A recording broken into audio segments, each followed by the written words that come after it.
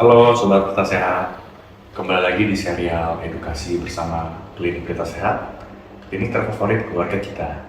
Saat ini bersama dengan saya kembali, Dr. Vito. Apa sih itu cedera kepala dan bagaimana penanganannya? Dan kapan kita harus ke rumah sakit? Teman-teman simak yuk. Jadi cedera otak traumatik itu adalah apa sih? Cedera kepala itu adalah cedera yang disebutkan karena benturan, sifatnya juga bisa penetrasi, lalu juga bisa karena tertusuk pada bagian kepala. Dengan kata lain, itu sifatnya langsung beda dengan penyakit degeneratif seperti pemorosan tulang. Itu beda ya teman-teman. Jadi karena kunci di sini yang pengen dokter tekankan adalah kejadiannya itu langsung seperti tabrak, jatuh, lalu juga bisa karena tertusuk. Jadi sebabnya itu pasti langsung cepat dan menimbulkan efek yang cepat. Itu pasti namanya cedera kepala. Cedera kepala sendiri itu menurut CDC pada tahun 2019 itu dibagi menjadi beberapa tipe. Yang pertama yang paling sering itu akibat dia terjatuh, lalu diikuti dengan kecelakaan kendaraan motor, lalu juga bisa kena penganiayaan, kekerasan, lalu yang terakhir itu bisa kena olahraga. Tapi kalau menurut Dr. Vito sendiri, untuk di Indonesia ini penyebab yang masih tinggi itu karena penyebab kecelakaan bermotor, baik roda 2 maupun roda 4. Nah, di mana juga demografinya itu banyak kan di usia dewasa muda, yaitu anak usia 18 tahun, juga sampai dewasa usia 40 tahunan.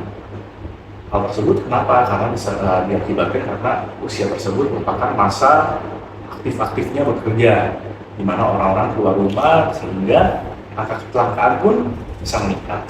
Oke, jadi secara garis besar cedera kepala itu ya teman-teman, ini kita tuh ada namanya scoring atau penilaian atau asesmen itu menggunakan angka, sehingga nanti teman-teman tuh kalau misalnya ada keluarga atau apa nggak bingung-bingung lagi itu gimana sih maksudnya cedera kepala itu. Jadi cedera kepala itu ada 3 klasifikasi teman. Yang pertama tuh ringan, yang kedua tuh sedang, dan yang ketiga tuh berat. Dimana kalau cedera kepala otak kategori ringan itu dia memiliki nilai 14 sampai 15.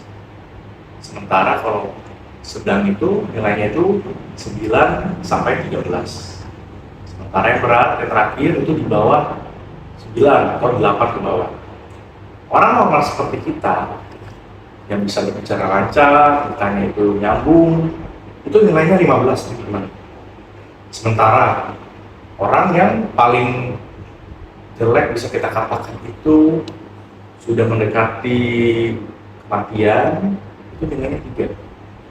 Jadi ada jarak antara 3 sampai 15 menit. Ini skornya berapa? Kenapa itu penting teman-teman? Karena itu menentukan nanti kedepannya itu orang ini bagaimana sih, akan bagus atau enggak, atau kalau kita sebut di dalam bahasa dokter itu namanya prognosis. Jadi kapan sih kita harus ke rumah sakit kalau misalnya ada kemalangan ya teman-teman? Kapan kita harus bawa ke rumah sakit itu? Kalau kami itu pertama, kalau misalnya teman-teman melihat ada penurunan kesadaran, jadi dibangunin nggak bisa ya tadi tuh, kok nggak mau ya bangun, cenderung pingsan tidur, nah itu harus dibawa ke rumah sakit. Lalu yang kedua itu juga, misalnya teman-teman lihat itu kepalanya kok ada luka terbuka ya, kulitnya sobek atau apa, nah itu harus dibawa ke rumah sakit. Yang ketiga itu nanti teman-teman bisa lihat bahwa kok mukanya di bagian atas sini itu bengkak ya, telinganya kok keluar cairan ya, hidungnya kok keluar cairan. Cairan itu apa teman-teman? Bisa darah, bisa ada cairan putih. Cairan putih itu nih nanti kalau teman-teman lihat kok darahnya encer ya, warnanya netes terus. Itu bukan darah biasa teman. Itu darah yang udah bercampur dengan cairan otak. Nah, lalu kapan lagi harus ke rumah sakit? Itu kalau misalnya tiba-tiba itu muntah ulang 2 kali, itu harus ke rumah sakit. Lalu juga misalnya yang kecelakaannya itu orang tua teman-teman di atas 65 tahun, itu sebaiknya amannya bawa ke rumah sakit buat dilakukan screening di sana apakah memang baik-baik saja. Cedera kepala ini penting teman-teman kita kan, karena kalau misalnya kita biarkan berkepanjangan dia bisa mengganggu aspek kognitif kita. Jadi takutnya nanti kalau teman-teman mungkin tahu istilah lola ya, loading lama, itu dia lebih susah nangkep karena otaknya itu ada benturan sehingga ada namanya itu sel-selnya rusak. Sel-sel otak kan penting ya teman-teman buat kita mikir. Jadi kalau itu rusak ya otomatis mikirnya terganggu. Lalu juga tergantung lokasinya, otak ini kan banyak regionnya ya, banyak daerahnya. Ada yang atur buat kita mikir, buat kita emosi, buat kita merasakan rasa lapar, rasa takut, melihat, mengendalikan bahasa, bergerak. Jadi banyak banget teman-teman semuanya diatur di otak kita. Jadi, dok, gimana sih kita mengenali bahaya trauma kepala pada anak-anak? Kalau orang dewasa kan gampang ya, bisa kita ajak ngomong-ngomong. Kalau anak-anak gimana? Nah, betul, beda teman-teman. Kalau pada anak-anak tuh kita nggak bisa nilai kayak orang dewasa. Kita harus lihat nih, anak ini biasanya responnya bagus. Mau dia ngeliatin, ketawa. Nah, kalau pada anak-anak misalnya jatuh dari ayunan, atau jatuh dari ketinggian ya, biasanya itu yang dokter Vito dapetin itu naik tangga, nggak terpantau jatuh. Atau kepleset, bentur kepala. Naik ayunan, tiba-tiba bentur. Atau ya kecelakaan karena kendaraan bermotor tadi, itu biasa anaknya itu cenderung rewel teman-teman. Rewel itu bukan gara-gara anaknya itu lapar atau apa, bukan teman-teman, karena itu penurunan kesadaran. Kalau pada orang dewasa penurunan kesadaran kan bisa kita nilai.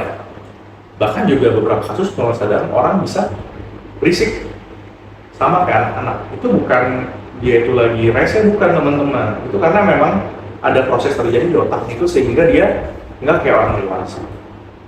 Nah, kalau dalam keadaan seperti itu, rewel gara-gara trauma, jangan teman-teman langsung kasih minum susu ya anaknya.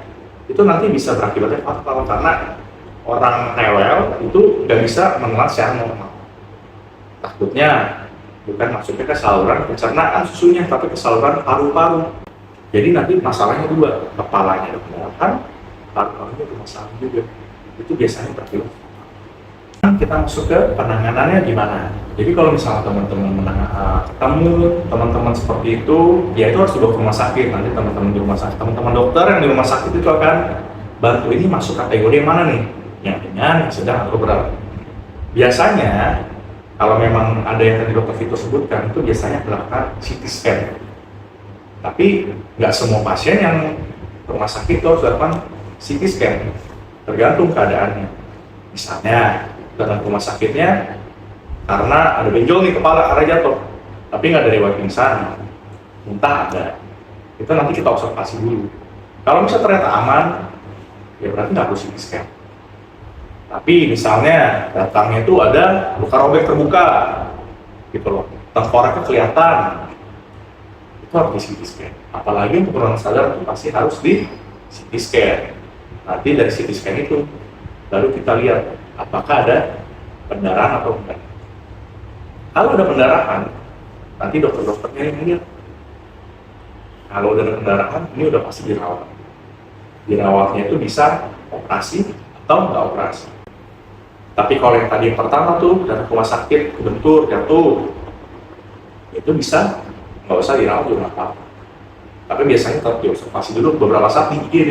Oke, sobat kita sehat. Sekarang udah dapat pemahaman yang lumayan ya mengenai cedera kepala ini sendiri. Jadi jangan takut lagi kalau ketemu orang-orang atau teman-teman yang nanya, ini harus diapain? Jangan panik, bawa ke rumah sakit. Oke, sobat kita sehat, sekarang sudah lebih paham ya mengenai apa itu cedera kepala. Teman-teman jangan panik, tetap patuhi protokol kesehatan yang berlaku. Ingat tadi untuk Vito bilang ya, jangan lupa pakai helm mana. Semoga informasi ini bermanfaat ya teman-teman. Jangan lupa like, komen, dan subscribe. Sekarang Dr. Vito ingin pamit teman-teman. Salam bagi kita sehat, dan kita favorit keluarga kita.